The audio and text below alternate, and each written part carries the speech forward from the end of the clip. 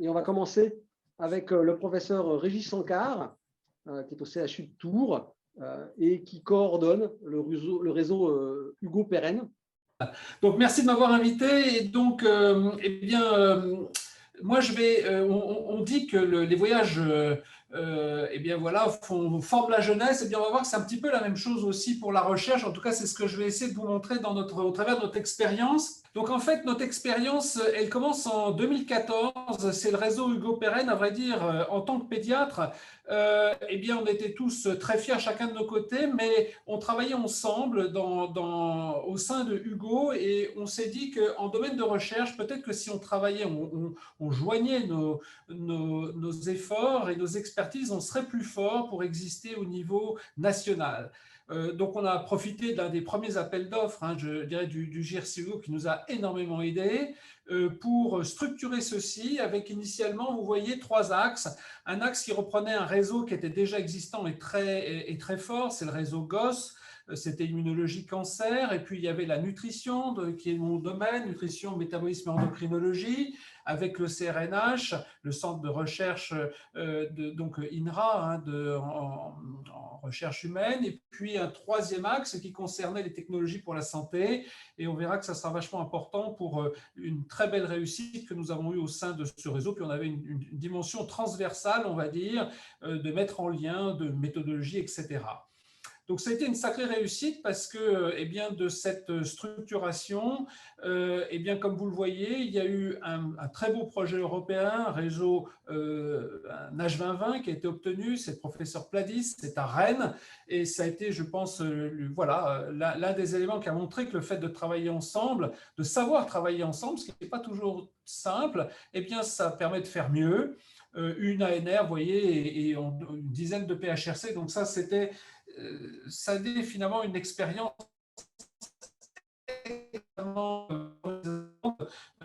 extrêmement positive pour, je dirais, la pédiatrie en région Grand Ouest. Puis en 2018, l'INSERM m'a demandé de coordonner ce qui était antérieurement le réseau des centres d'investigation clinique pédiatrique.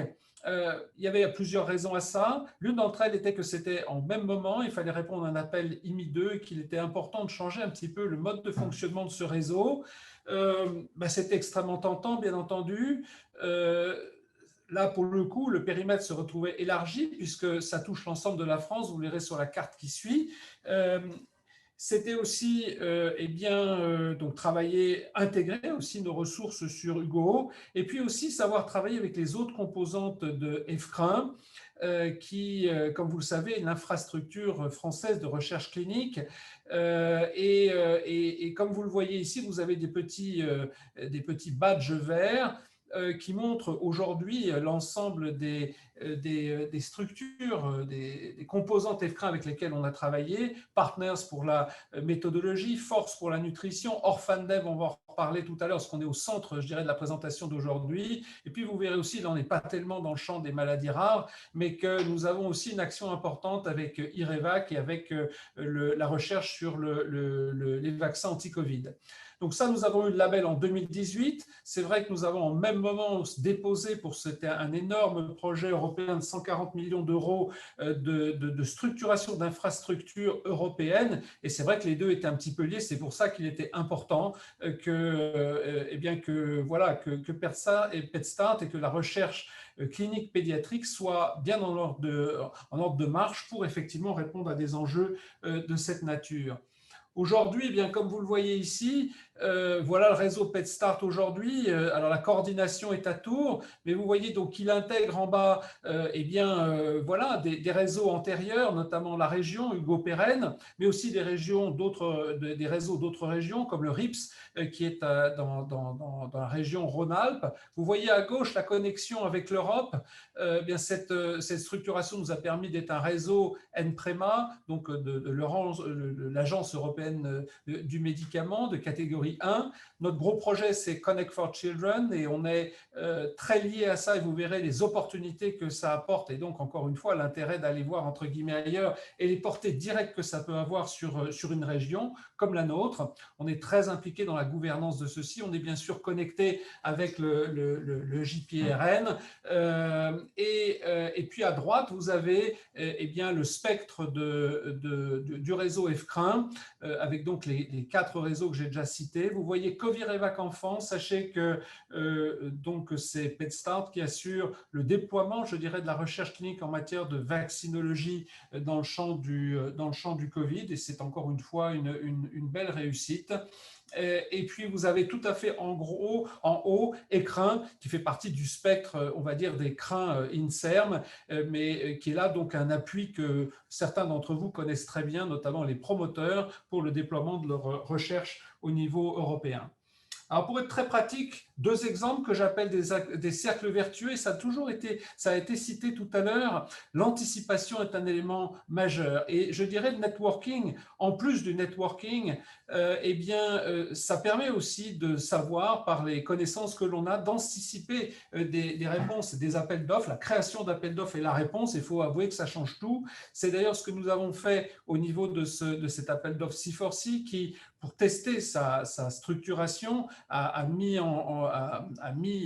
dans le panier, je dirais, à chaque fois des projets qu'on appelle Proof of Viability, ce sont des projets de 5 millions d'euros. Et comme on a vachement anticipé ça, eh bien, ça a été une vraie réussite pour la région Grand Ouest, puisque l'un des projets retenus au niveau européen est un projet qui s'appelle TREOCAPA, qui est porté par le professeur Jean-Christophe Rosé à Nantes, qui est un projet qui ne traite pas véritablement d'une maladie rare, mais qui est un projet de prévention du canal artériel chez l'enfant prématuré. C'est un très gros projet, c'est 16 pays, c'est 900 enfants à peu près, c'est une 60aine de sites et c'est l'un des projets qui marche le mieux au niveau européen. Et ça, encore une fois, ça a été possible parce qu'effectivement, on était connecté à l'Europe. Il est vrai que si on n'avait pas été connecté, on n'aurait pas eu ces opportunités-là. Vous voyez qu'on retrouve cette collaboration et ça, c'est un point très important. Pour exister, notamment au niveau européen, il faut savoir collaborer avec nos collègues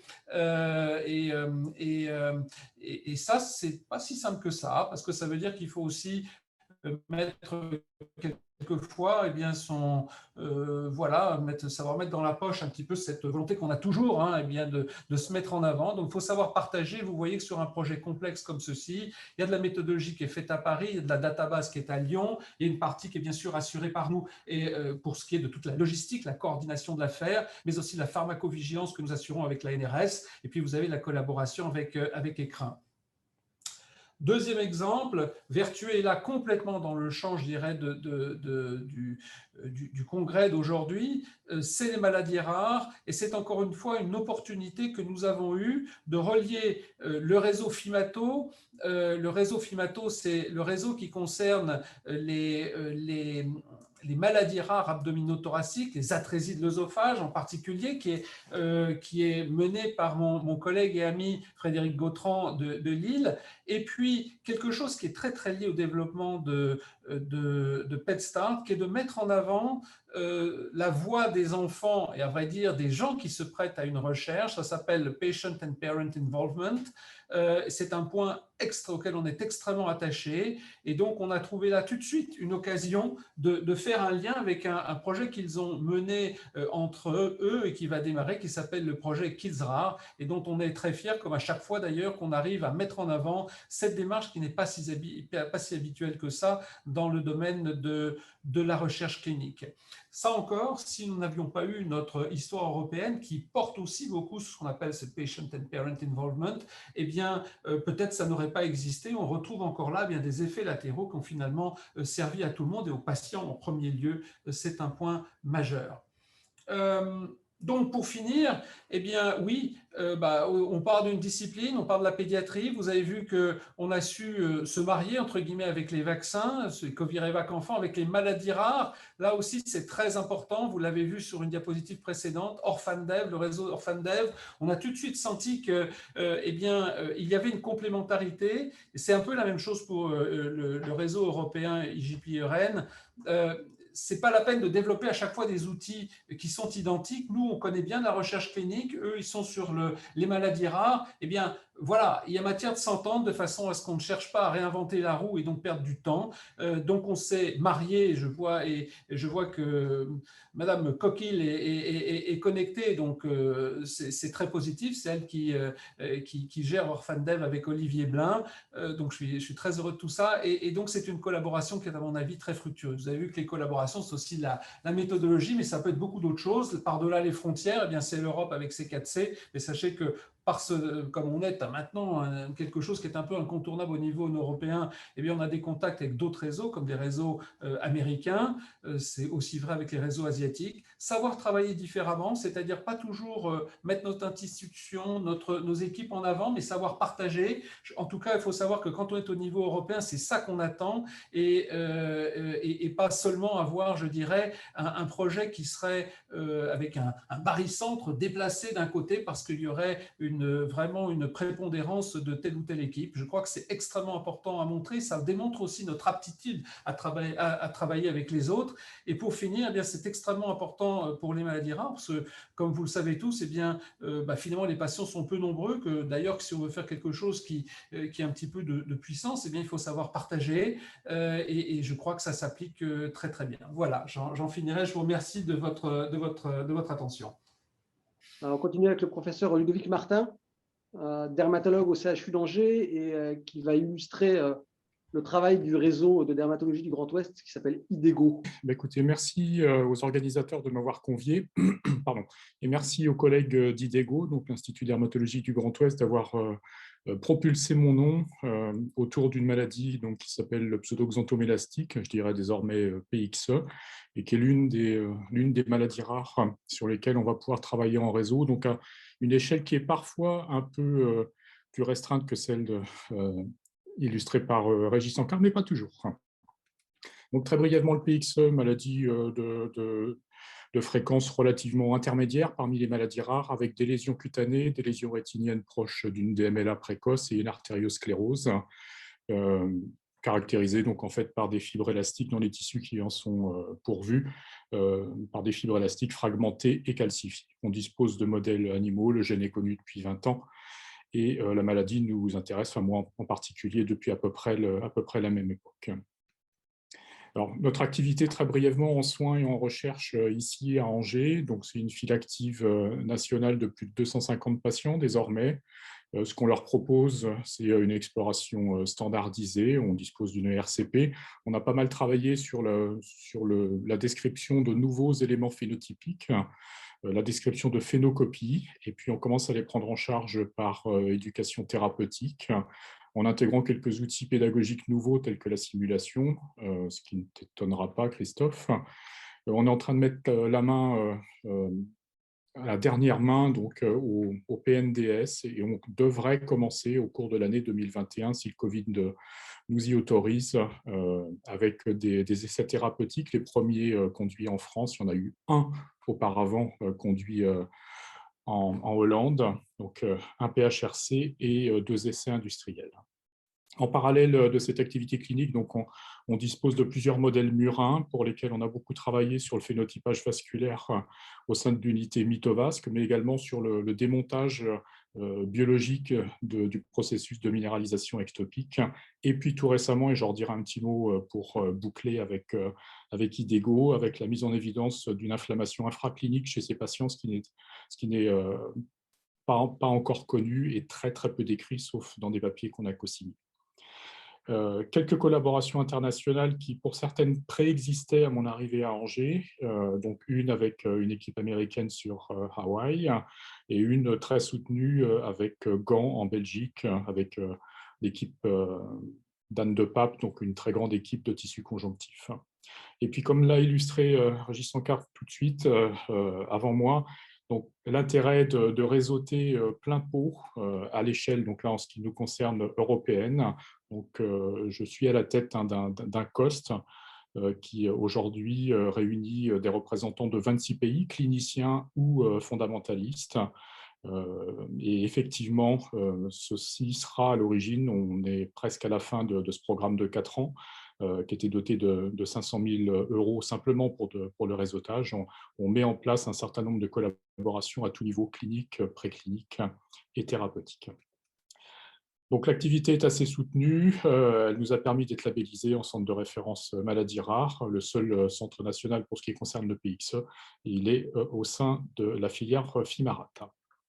Alors, le topo était orienté sur les coopérations au sein d'Hugo. Donc, au sein d'Hugo, notre recrutement il est essentiellement assuré donc sur Angers, mais également dans les autres villes de Hugo, essentiellement par les dermatologues pour une raison simple, c'est qu'au cours du PXE, les lésions cutanées sont très habituellement les lésions qui révèlent la maladie. Mais on a également, et ça marche assez bien, je dois dire, un recrutement qui est fait par les généticiens, les ophtalmos du Grand Ouest, les patients du Grand Ouest représentant environ un tiers de notre file active. On a des coopérations également avec Prior, je ne reviens pas sur cette cellule extrêmement utile, et on développe des travaux autour de la qualité de vie des patients, en particulier de leur qualité de vie au travail. Au sein d'IDEGO, puisque c'était le thème de Stopo, on a de la recherche clinique qui est articulée avec certains travaux engagés sur d'autres sites. On travaille par exemple sur la transition enfant-adulte dans les maladies rares, un travail qui avait été initié par Annabelle Marvani. C'est une question très intéressante au cours du PXE, puisque même si la maladie commence dans l'enfance, elle n'est habituellement problématique qu'après la quarantaine, et on voit bien donc qu'il va y avoir un hiatus extrêmement long à tenir pour les enfants et pour les ados. Et puis, recherche translationnelle au sein d'IDEGO, une fois de plus, j'ai mentionné très brièvement tout à l'heure parce que c'est vraiment préliminaire. Donc, des connexions qu'on a eues ici avec les équipes angevines du CRC-INA, mais qui vont s'articuler avec les équipes nantaises et en particulier celle dans laquelle travaille Brigitte Dreynaud, donc dermatologue nantaise que tout le monde connaît. Et en fait, on a coopéré également dans d'autres circonstances. On a entendu à la fois Laurent David et Tuan Nguyen tout à l'heure. Donc, en fait, on a répondu et on a obtenu un appel d'offres Vacarme, qui date un petit peu, 2016, pour la génération d'IPS à partir de fibroblastes dermiques de nos patients PXE. Donc, ces IPS ont été générés, pourront être dérivés en hépatocytes. Je ne rentre pas dans les détails de la physiopathologie du PXE, mais c'est clairement la lignée cellulaire qui nous intéresse. Donc, on dispose de ces cellules. Elles vont, avec un peu de retard, et j'en suis désolé, elles vont pouvoir enfin être utilisées dans le cadre d'une collaboration avec un autre site hospitalo-universitaire, mais qui n'est pas au sein de Hugo. Et ce travail, CRIPS, donc, avait été financé par l'appel d'offres Vacarme, comprenait également la possibilité de cultiver des cellules exfoliées dans les urines. Donc, on utilisera, comme l'a abordé très brièvement Laurent David tout à l'heure, ces différentes lignées cellulaires pour du criblage de molécules à activité thérapeutique.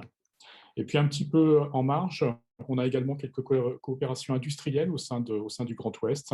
Donc là, je cite Biofortis à Nantes, donc avec qui on a en cours de rédaction un papier qui montre que chez les patients PXE, il est possible que le phénotype soit en fait influencé par une dysbiose digestive, qui sont des données tout à fait originales.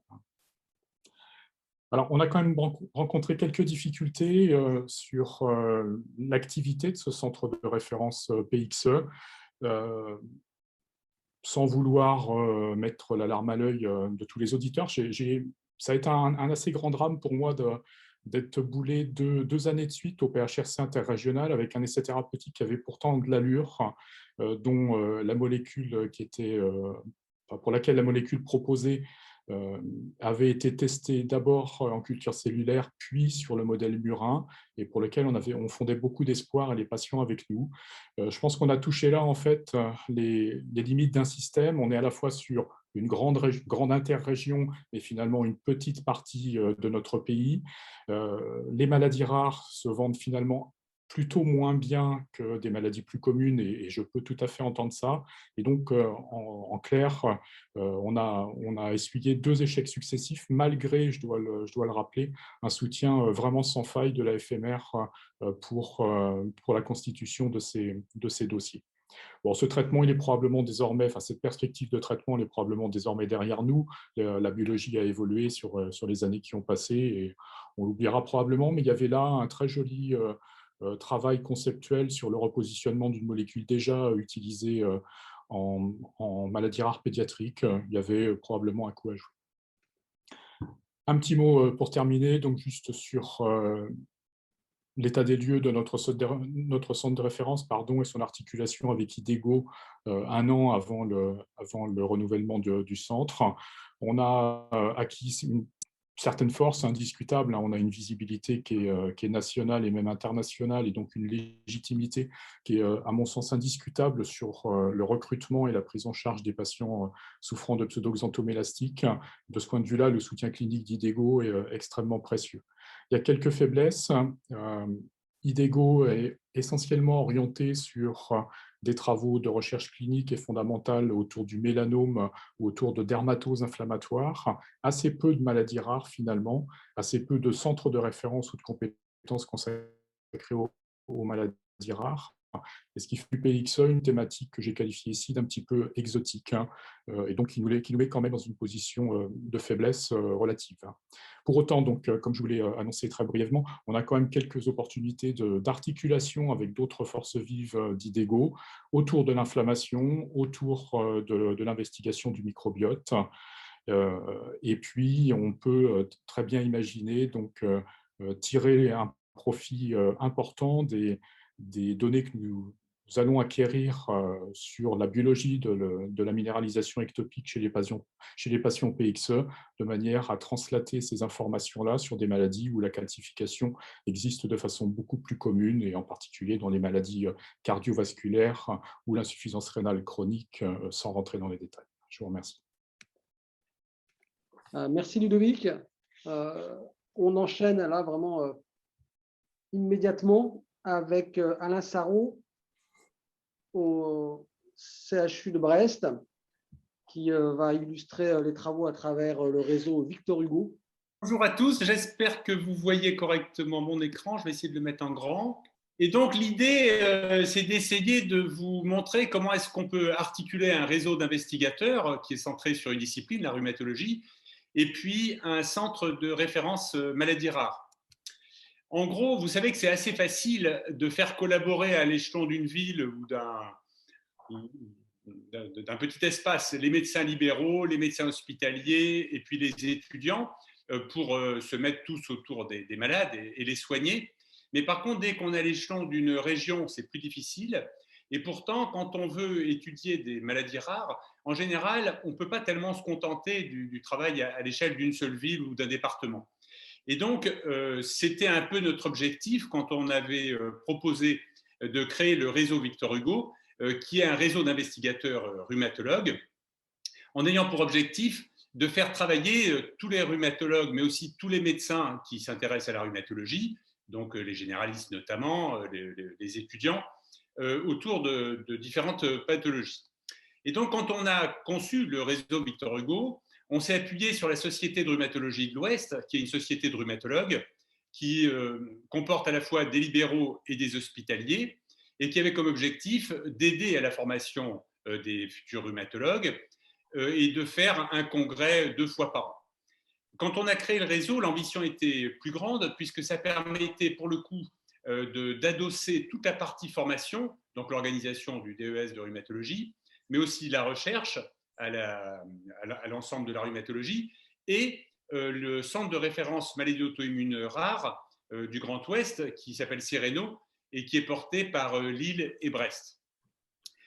Et donc, il y avait une opportunité assez importante de mieux faire connaître les maladies auto-immunes rares dans la région et de faire à la fois de l'enseignement, de la recherche et du soin, comme on le fait pour toutes les maladies, mais plus encore pour ces maladies rares qui ont l'avantage d'être mieux étudiées à l'échelon régional.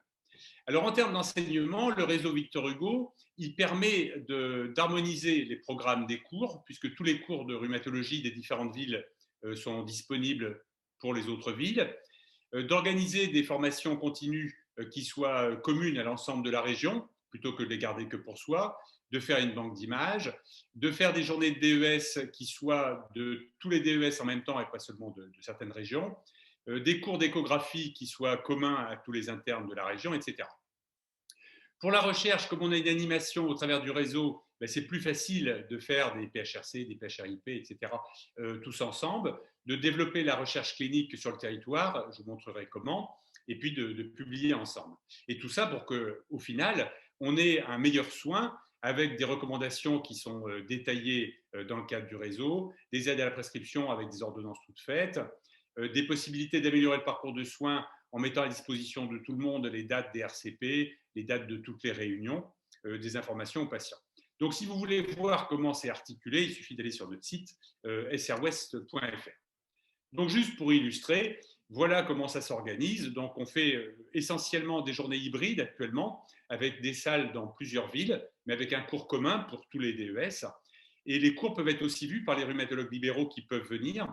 Donc, c'est ouvert à tout le monde. Et les journées de congrès qui sont le lendemain, en général, des journées DES, sont aussi, bien sûr, ouvertes aux internes, ce qui fait que tout le monde profite des formations. Et ensuite, elles restent en ligne et donc disponibles pour tout le monde. Pour la recherche, un des points forts qu'il y a, c'est qu'on fait beaucoup de projets ensemble. Donc, dès qu'il y a un appel à projet, on essaye de le faire avec les différents rhumatologues de la région. Et en même temps, on publie sur le site tous les projets qui sont ouverts dans chacune des villes, ce qui fait qu'un rhumatologue, où qu'il soit, il peut regarder où est-ce qu'il peut avoir un protocole ouvert pour un de ses patients, pour n'importe quelle maladie. Et donc, là, par exemple, vous voyez pour la Roche-sur-Yon, les différents protocoles ouverts, c'est que des exemples, hein, avec le profil du patient, l'investigateur qu'il faut contacter si on veut participer, une petite description, la phase de l'étude, etc. On recense pour le soin donc les calendriers des staffs et des réunions pluridisciplinaires de la ville.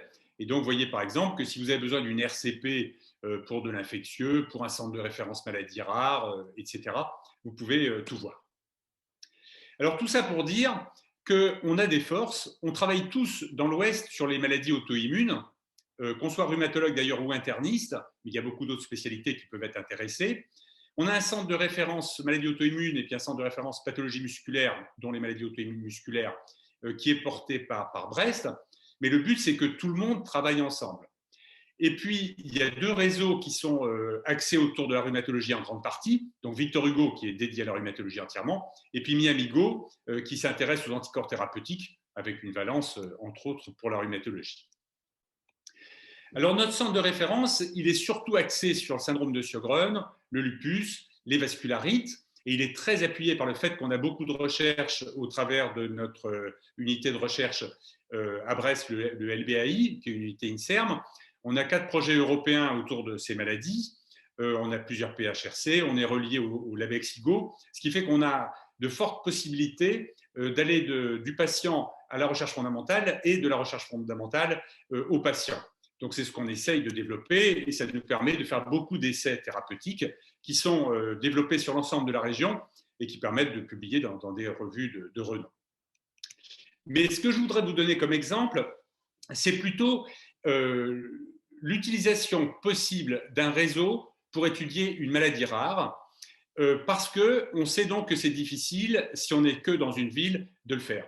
Et un des grands moyens, c'est d'utiliser les travaux des internes pour les faire collaborer ensemble. Un interne d'une ville étant porteur, aidé bien sûr par le senior, d'une étude, avec une collaboration des internes et d'un senior de chacune des autres villes pour faire un nombre suffisant. Et ça permet ainsi de recueillir des données, de lancer une étude de l'ensemble de la région et d'arriver à une publication commune. Alors, je vous montre un exemple. Par exemple, la maladie de Whipple, c'est une maladie qui est très rare, une incidence de 1 pour 1 million, donc vous vous doutez que vous n'en voyez pas tous les jours.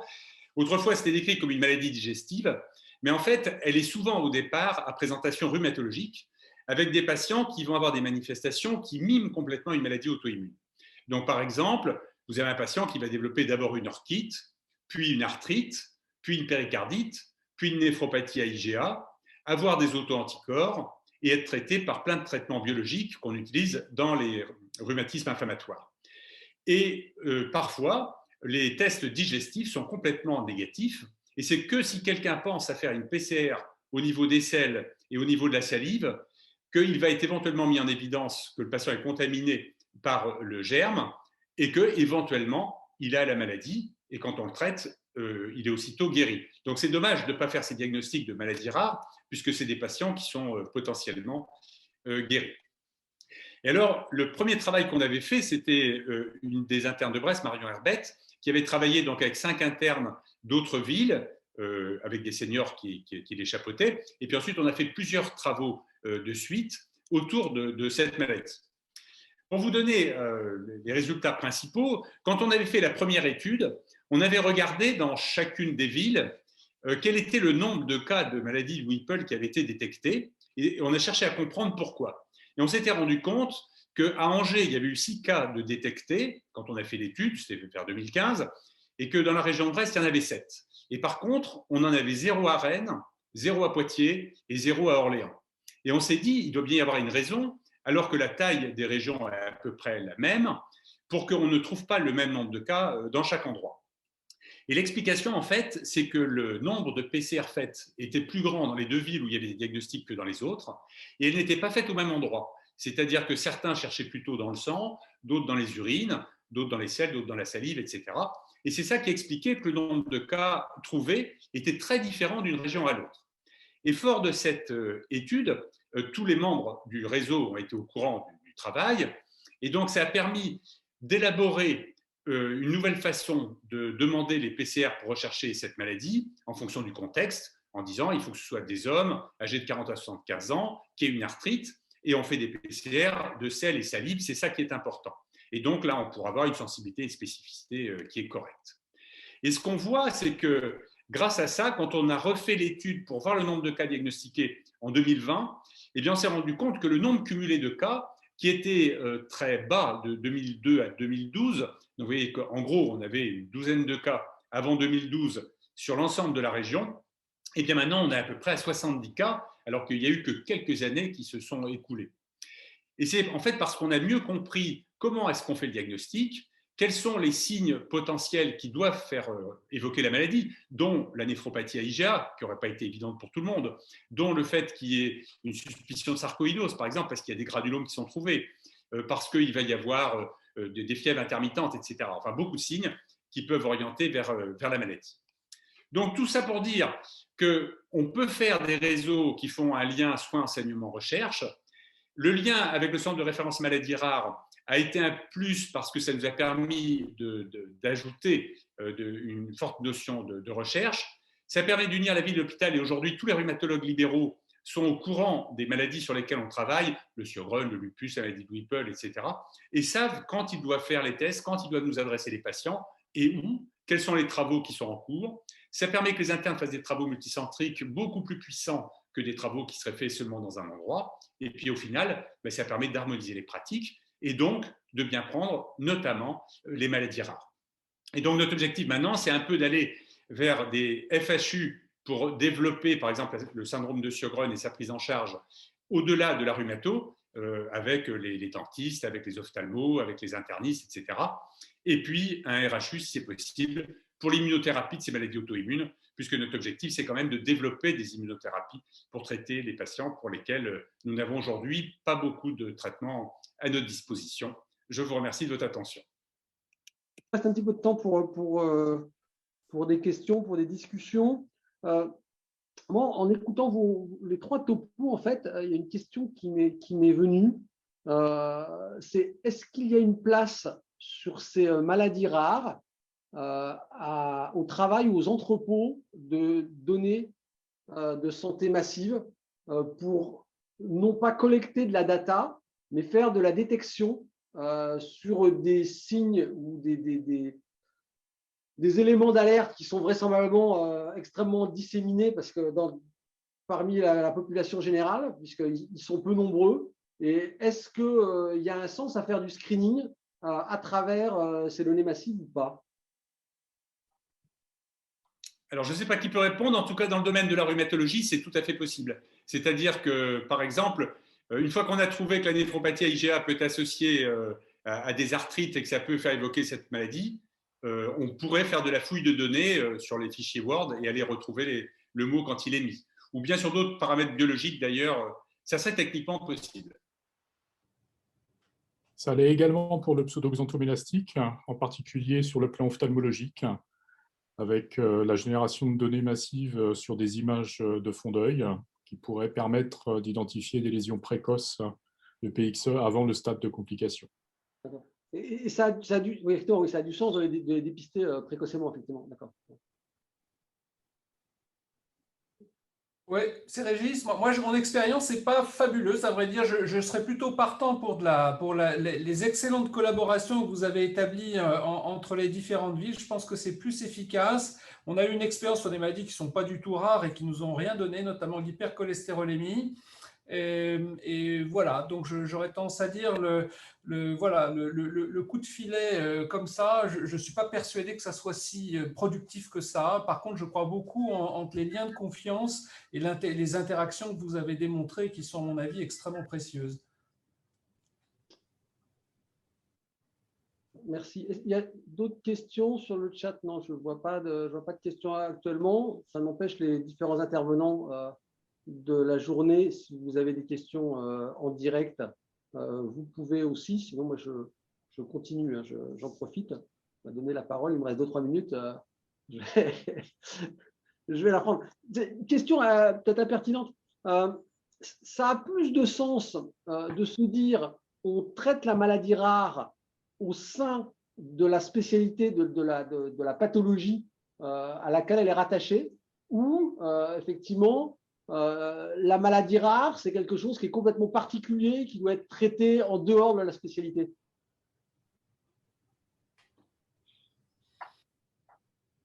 Alors, ça doit être très différent des spécialités, je pense. Ouais.